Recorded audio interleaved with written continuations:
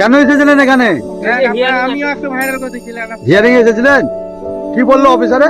অফিসারে বললো জেরক্স দেখবে, আবার ডকুমেন্ট অরিজিনালও দেখবে। আপনার প্রবলেমটা কি ছিল? প্রবলেম আমার